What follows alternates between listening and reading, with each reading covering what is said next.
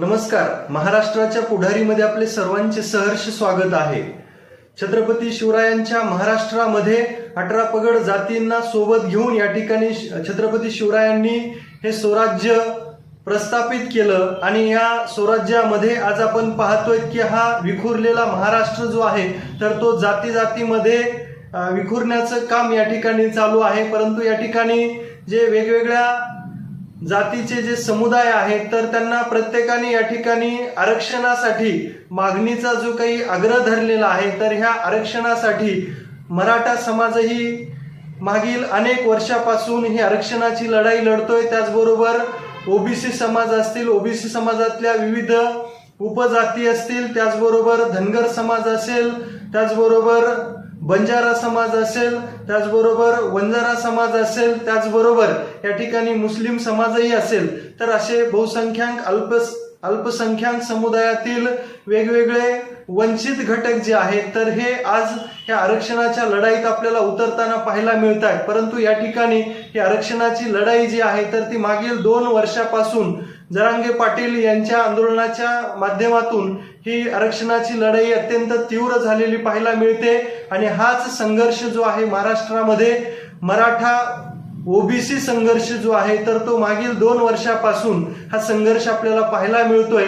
आणि या संघर्षाच्या विळाक्यातून महाराष्ट्राला बाहेर काढण्यासाठी महाराष्ट्राचे मुख्यमंत्री देवेंद्र फडणवीस साहेब या ठिकाणी वारंवार प्रयत्न करतायत. एकीकडे मराठा समाजाला 10% ECBC मधून आरक्षण देण्यात आलं, त्याचबरोबर त्याच्याही पुढे जाऊन या ठिकाणी की कुणबी नोंदी शोधल्यानंतर या ठिकाणी ज्यांच्या कुणबी नोंदी सापडतील त्यांनाही आरक्षण या ठिकाणी लागू करण्यात आलं. त्याचबरोबर हैदराबाद गॅझेटियर जे आहे तर तेही लागू करण्यात आलं आणि हैदराबाद गॅझेटियर नुसार ज्यांना कुणबी प्रमाणपत्र मिळेल तर त्यांनाही हे ओबीसी मध्ये त्याचा समावेश करण्यात येईल. यावरून या ठिकाणी ओबीसी समाजातील जे काही नेते आहेत तर त्यांनी या ठिकाणी ओबीसीचं जे काही आरक्षण आहे, राजकीय आरक्षण असेल तर ते पूर्णपणे संपलेलं आहे असं या ठिकाणी भाकीत करायला सुरुवात केली. म्हणून या मराठा आणि ओबीसी हा जो काही संघर्ष आहे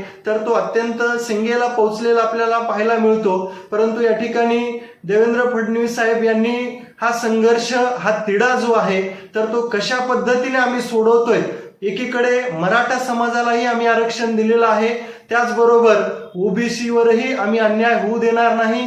ओबीसीचं जे काही आरक्षण आहे तर ते आम्ही कोणालाही हिसकावून घेऊ देणार नाही असं या ठिकाणी देवेंद्र फडणवीस साहेब बोलतायत.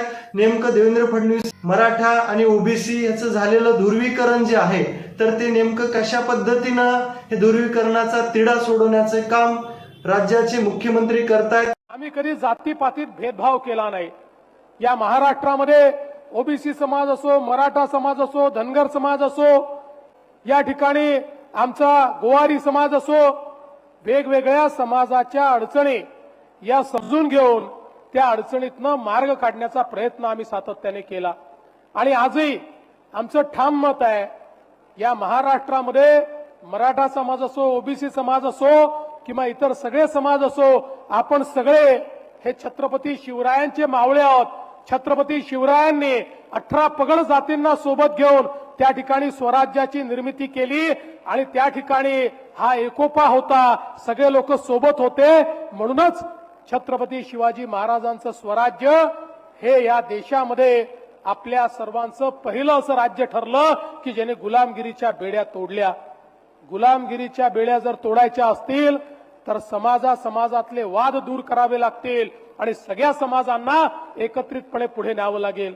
आणि म्हणून मी पुन्हा एकदा या ठिकाणी सांगतो, कुठल्या समाजाचं काढायचं, दुसऱ्या समाजाला द्यायचं, अशा प्रकारची कुठली भूमिका हे सरकार तरी कधी स्वीकारणार नाही. आम्ही सगळ्या समाजाचं कल्याण करण्याकरता या ठिकाणी एकत्रित आलो आहोत आणि त्याच दृष्टीनं आम्ही घेतलेले कुठलेही निर्णय जर आपण बघितले तर कोणत्या समाजावर अन्याय करणारे निर्णय आम्ही कधी घेतले नाही आणि यापुढे देखील घेणार नाही. म्हणून मी आपल्याला निश्चितपणे सांगतो, ज्या ठिकाणी मराठा समाजाला न्याय देण्याची वेळ आली त्या ठिकाणी मराठा समाजाला न्याय दिला. पण मराठा समाजाला न्याय देत असताना ओबीसी समाजावर आम्ही कधीच अन्याय केला नाही आणि ओबीसी समाजाच्या पाठीशी पूर्ण ताकदीनं आणि खंबीरपणे आम्ही उभे आहोत. यापुढे देखील मी आपल्याला सांगू इच्छितो, महाराष्ट्रामध्ये वेगवेगळ्या समाजांचे प्रश्न आहेत. हे सगळे प्रश्न सोडवण्याच्या दृष्टीनं आपलं सरकार हे सातत्याने पुढाकार घेईल आणि निश्चितपणे प्रत्येक समाजाला पुढे नेण्याचं काम आपल्या सरकारच्या माध्यमातून होईल.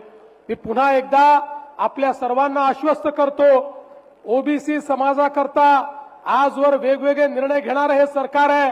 मगाशी बावनकुळे साहेबांनी सांगितले, खरं आहे, ज्या प्रकारचा निर्णय झाला होता त्या निर्णयामुळे जवळपास 12 जिल्ह्यांमध्ये तर एकही जागा ओबीसी करता आरक्षित राहणार नव्हती. एकही नाही. एकही ओबीसीचा नगरसेवक, जिल्हा परिषद सदस्य, ग्रामपंचायत सदस्य त्या ठिकाणी राहिला नसता. आम्ही सुप्रीम कोर्टामध्ये भांडून त्या ठिकाणी बाजू मांडून संपूर्ण 27% आरक्षण परत आणलं आणि आज महाराष्ट्रामध्ये आता ज्या निवडणुका होऊ घातलेल्या आहेत, या निवडणुकांमध्ये प्रत्येक जिल्ह्यामध्ये 27% ओबीसीच्या आरक्षणासहितच या निवडणुका या ठिकाणी पार पडतील आणि आमच्या ओबीसी समाजाला त्या ठिकाणी राजकीय आरक्षणापासून वंचित ठेवण्याचं जे काही षडयंत्र झालं होतं त्यातनं बाहेर काढण्याचं काम हे आमच्या सरकारने या ठिकाणी केलं आहे. आणि म्हणूनच आजचा दिवस अत्यंत महत्वाचा आहे. प्रत्येकाच्या मनामनातील, मातीच्या कणाकणातील आपल्या व आपल्या हक्काची ललकारी महाराष्ट्राचा पुढारी पाहण्यास विसरू नका.